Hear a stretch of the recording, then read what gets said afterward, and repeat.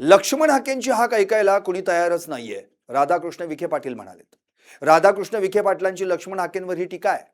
OBC आरक्षणाला धक्का न लावता मराठा आरक्षण द्या, दुसऱ्याचं आरक्षण घेण्याची शासनाची भूमिका नाही। विधान परिषदेसाठी हाकेंची धडपड सुरू असेल असं विखे पाटलांनी म्हटलंय। सातत्याने चर्चा सुरू आहे। मात्र दुसरीकडे हाकेंचं असं म्हणणं आहे की अनेक मराठा नेत्यांनीच आरक्षण लाटलेलं आहे, ते ओबीसी झालेले आहे। तुम्ही सुद्धा तुमच्या पत्नीचं जे आरक्षण आहे ते ओबीसीतून त्यांना मिळवून दिलेलं होतं। मागे एकदा बोललो होतो कुठेतरी की ते हाकेंची हाक कोणी ऐकायला तयार नाही, त्याचं वैफल्य आहे। काहीतरी बे बे बे अशी कोणत्याही परिस्थितीचं विधान त्याचं विपर्यास करायचं असं की जो लढा चाललेला आहे तो मराठा आरक्षणाचा सुरू आहे।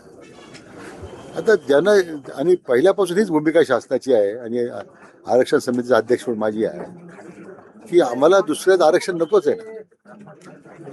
ओबीसीच्या आरक्षणाला धक्का न लावता ते आरक्षण आपल्याला पाहिजे।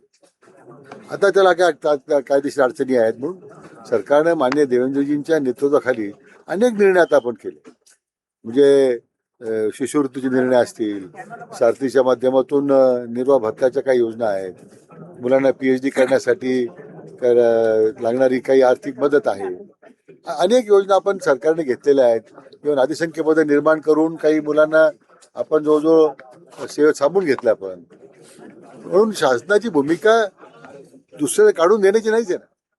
मला वाटतं लक्ष्मण हाकेंनी आता ते मला वाटतं की विधान परिषद वगैरे मिळवण्याचा धडपड चालू असली पाहिजे असं माझं मत आहे। मात्र जरांगेंची मागणी आहे की गरजवंत मराठ्यांना आरक्षण मिळालं पाहिजे। हाकेंचंही म्हणणं हेच आहे की मग हे नेते गरजवंत आहेत।